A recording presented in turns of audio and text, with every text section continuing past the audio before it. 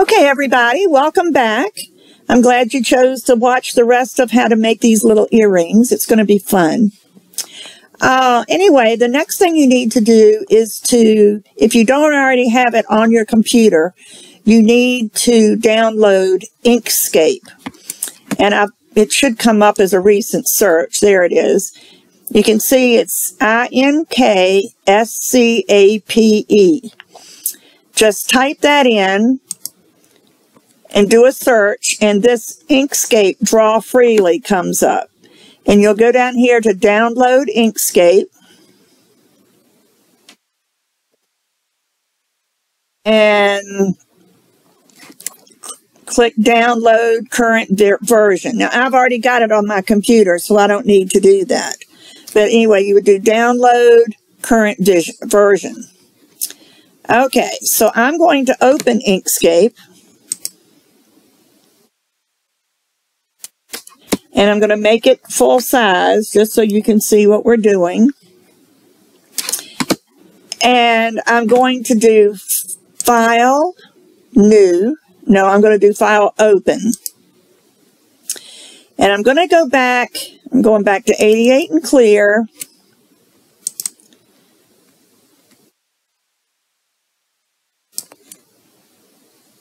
Nutty Pum. And yes, that's the one I want. I want this one here. And this little box is going to come up. Don't change anything. Just click OK. You can even put don't ask again if you don't want it to come up again. And there's our colored nutcrackers. Now, these are colored, but they are a JPG file. See up here it says Nutty Pum Colored.jpg.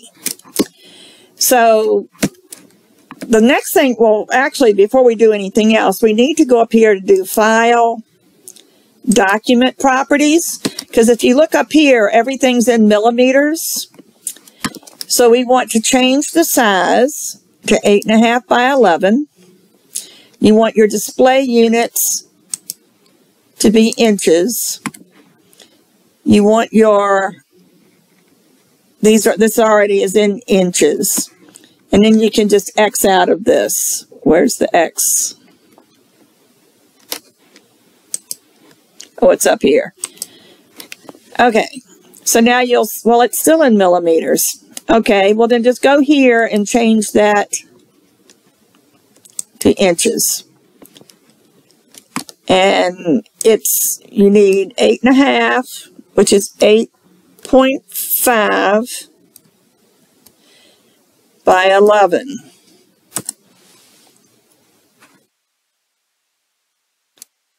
Which still doesn't look right, does it? That's probably, I probably had this. Oh, I've got it landscape, no wonder. Okay, so it's going to be 11 by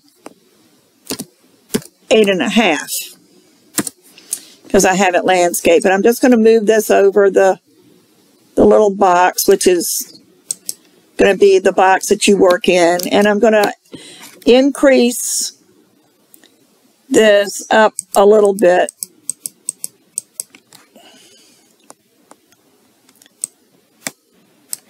But anyway, you're here. And like I say, it's a JPG. So what you need to do now is convert this to an SVG. So you're going to highlight it. Or actually, you don't even need to highlight it.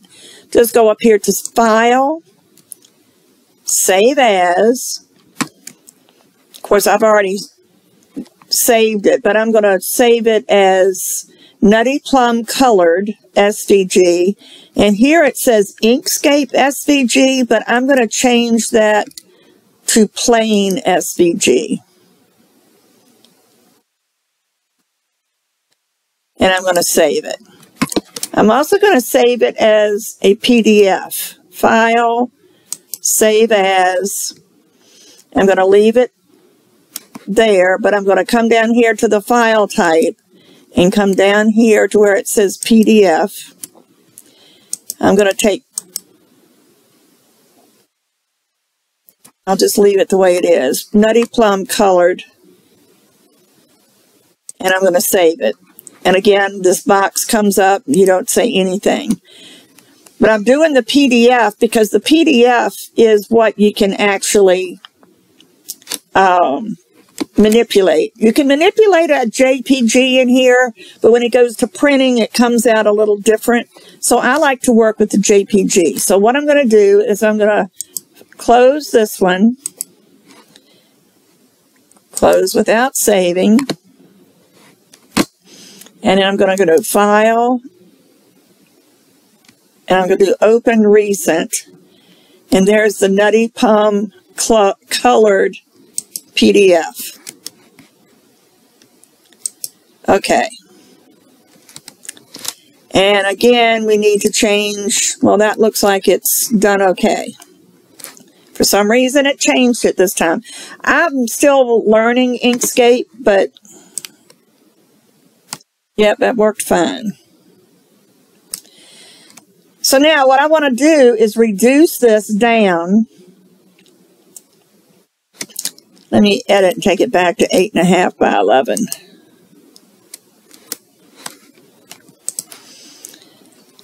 I don't know why it changed.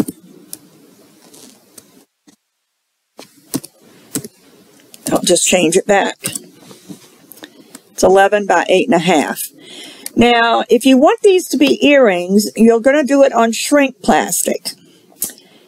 But you don't want earrings to be this big. Even if it shrinks, it's still going to be huge. So I'm just going to change. I'm going to first lock it. Just click that little lock, and that locks it so that your dimensions will stay the same. And I'm going to change the height to 3 inches.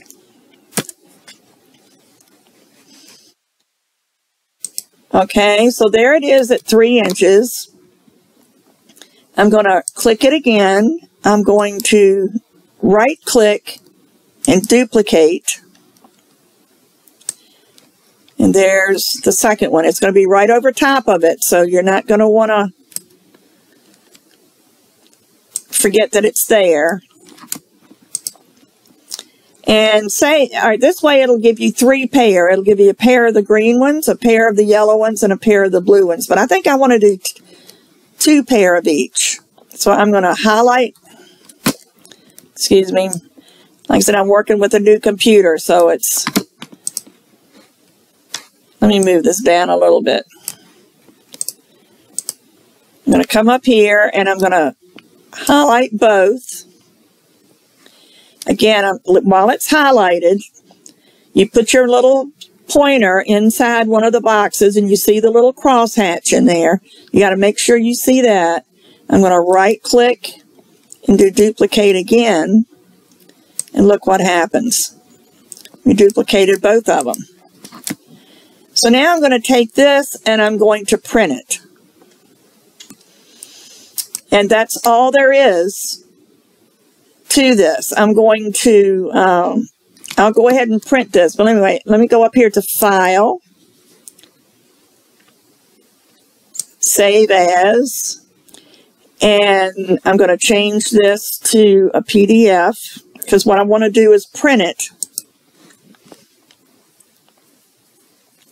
And then you can either cut it in, I'll do it both ways. Anyway, so I'm going to save it as a PDF. And I'm going to put colored.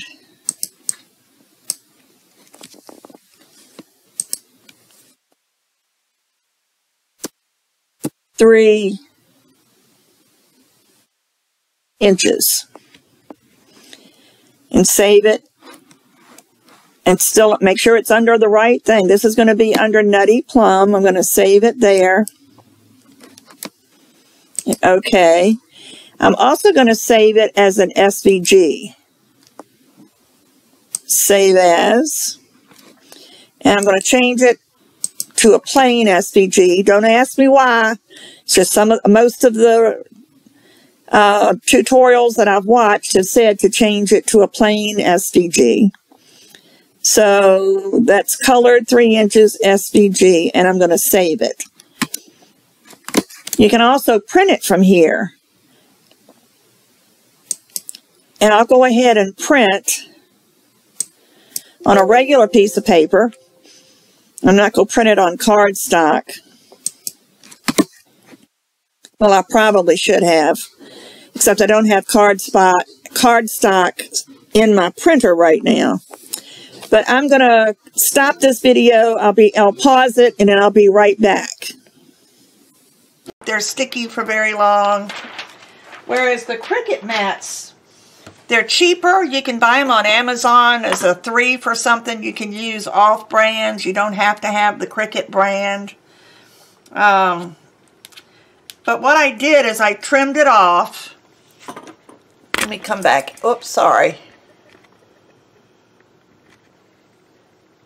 I trimmed it off at right outside the 12-inch marks. I trimmed off everything and then just used packing tape to tape it onto my mat, making sure that I don't cover up any of my measurements that I need and not to cover up any of the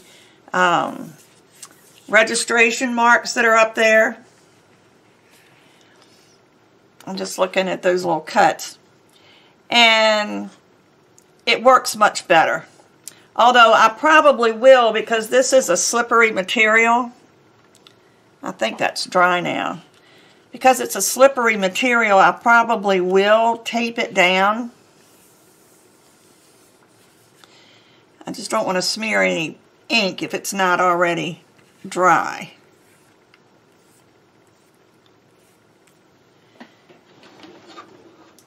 Now I have somewhere purple tape.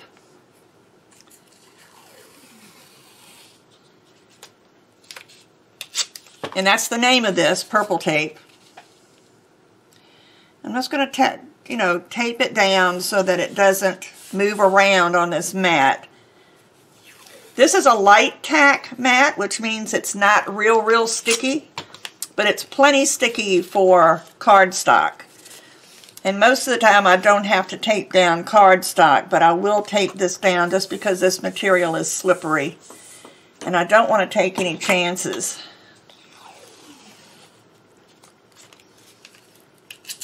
And I don't usually use this much tape either, but I'm a little leery of this. You notice this tape went over the edge, so I'm just going to fold it over.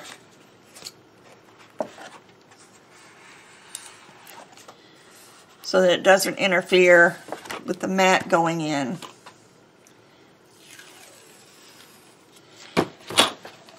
This is also the wide tape, and I don't usually get the wide tape. I usually get the skinny tape. You can use painter's tape. Well, I can't cover up the mark, so let me just split this.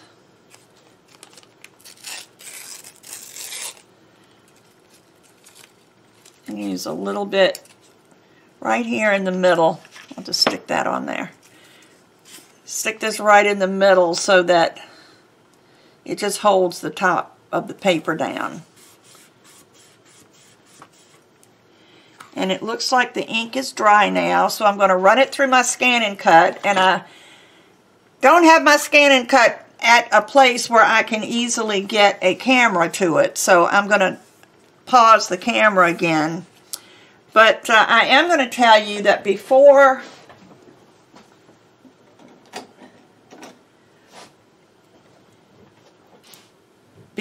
I do anything, I'm going to have to cut these out, but usually for Richard's cardstock, I usually have it set between a 4 and a 5.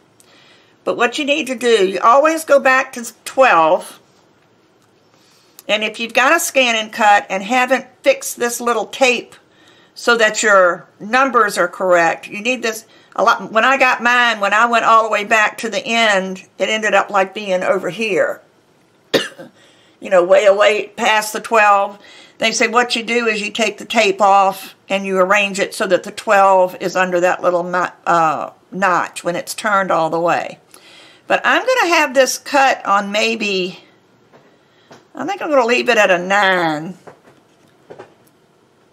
And for some reason my blade holder is not staying still very well. Whenever I cut, it wiggles around. So I've been putting a little piece of tape over it just to hold it, keep it from wiggling. So let me go ahead, let me put this back in first. I'm going to go ahead and scan this and cut it out, and then I'll be back. Okay, I have cut these out. Hopefully they did cut through. Yes, they did. I do save my purple tape. What I do is I just put it back on the roll. I use new tape because I had used the other tape that I had quite a bit and had lost its sticky, so this isn't real sticky to begin with. But I don't waste it. I do reuse it. This one got wonky. I might throw that piece away. And this is just a little piece, so I won't worry about keeping that either. Okay, so let's see what we've got here. Oh, it didn't cut. Well, it did some. Let me see what I can do with this. I probably should have gone up another notch on my blade.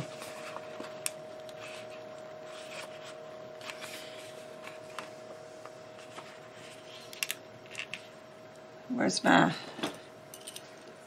tool?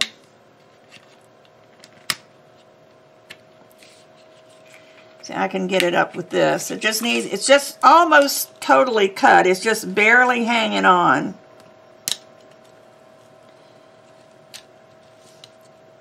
So I don't know how many of you might have an old bloom tool hanging around, but I still use mine all the time.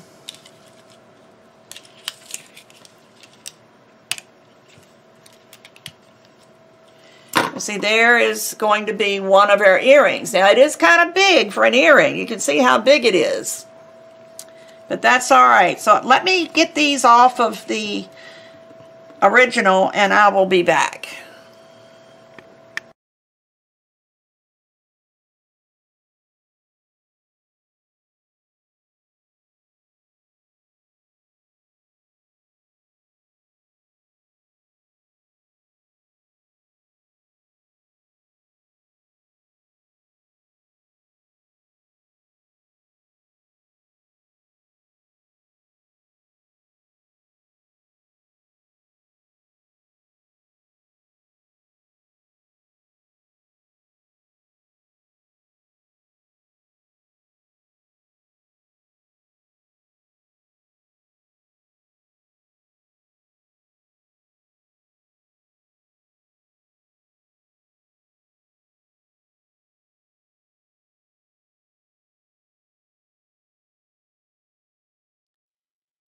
Okay, I turned the camera back on so you could just watch some of the things I was doing, and you'll, in my case, and I'm sure it's because the blade wasn't deep enough. I don't know if you can see those or not. There's some places where some like excess plastic, little thin sheet of plastic is there, which won't affect this, but it might affect the other. And you do need to be very careful when you're pulling these out, because like here, I split the hat, the crown, but I'm hoping that when this shrinks, it won't make any difference. We'll find out. But I'm putting them on here in pairs. The best thing to do if you're using your scan and cut, and it's what they tell you to do, and I'm one of these people that just don't take the time. They tell you to do a test cut. And there is a setting in your scan and cut where you can do a test cut, and it will just cut a little shape up in the corner, And if it works, then you know you've got your needle on the right setting. But I had this set at 9. I will probably set mine the next time at least on 10. But we're going to need holes in here, and it's much easier to cut the holes before you shrink it. So I'm just going to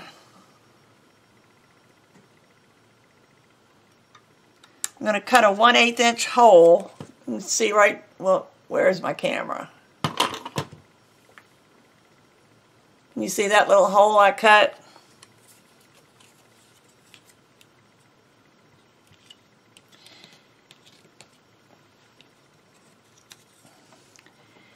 But I'm going to cut a 1/8 inch hole because this is also going to shrink.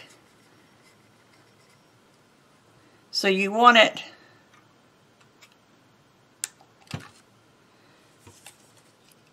at least as far down. That one I didn't punch in the same place, so I'm going to take the other one. But you need it at least deep enough, big enough so when it shrinks you can get a jump ring in there if you're going to make earrings out of them. And this one I went all the way through. There, so now I've got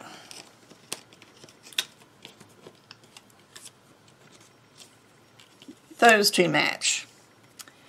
Now on this black, it's going to be a little more difficult because there's no real mark to find the center. So you just kind of have to, I know what I can do. Let me get my silver or gold or whatever marker.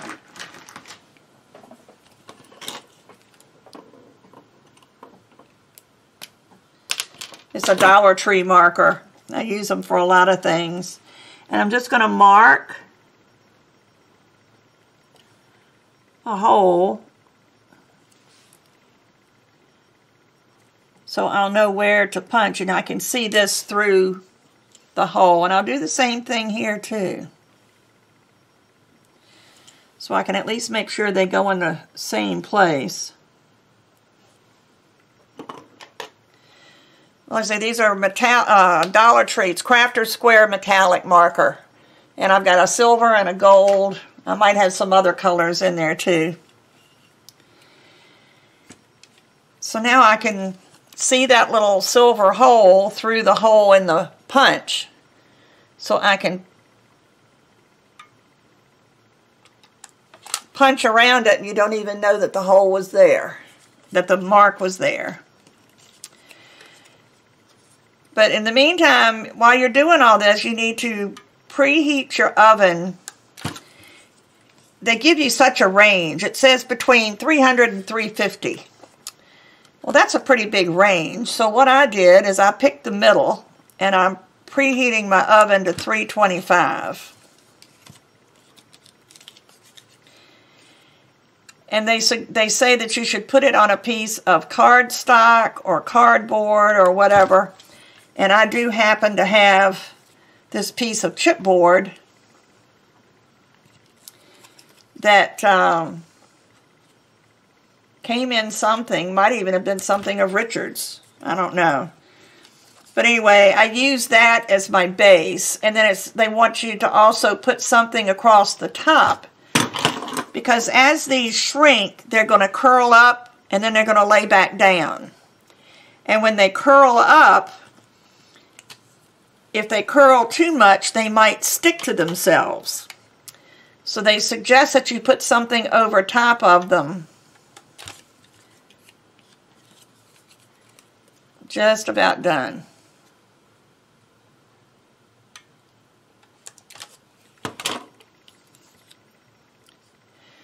But I'm going to read what the instructions say. Place design on sheet lined with medium weight cardboard, Teflon sheet, parchment, or vellum. Do not bake on bare metal or stoneware. Cover piece with parchment paper or vellum to keep film from sticking to itself when baking. Bake for approximately 2 to 3 minutes.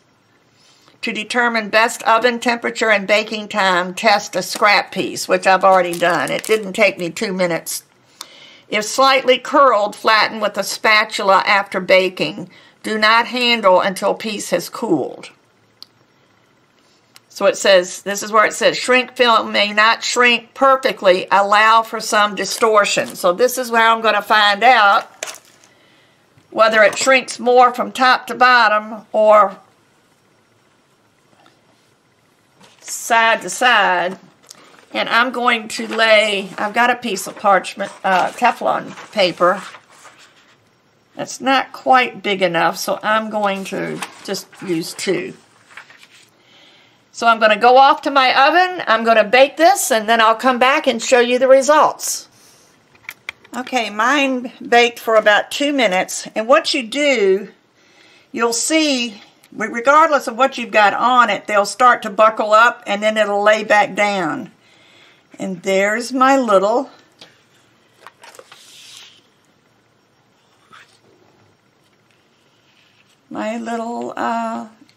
nutcrackers. Aren't they cute?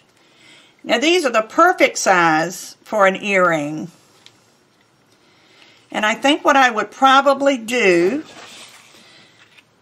since I would do this with an 88 in clear product, is I would probably cover these with either a gloss or a maybe the dazzling pat, the clear dazzling pat. But look at those, and look how tiny that hole is. Just the right size. Let me see, which one of these is the one that I broke? This one.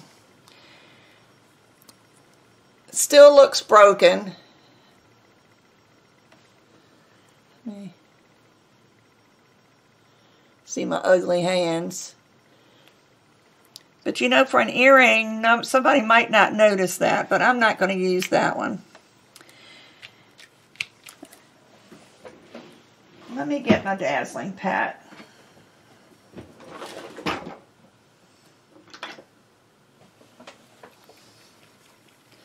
I'll try on the one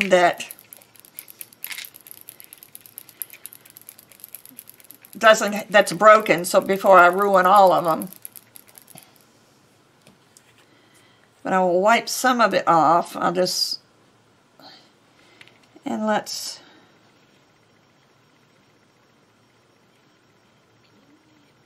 oh yes.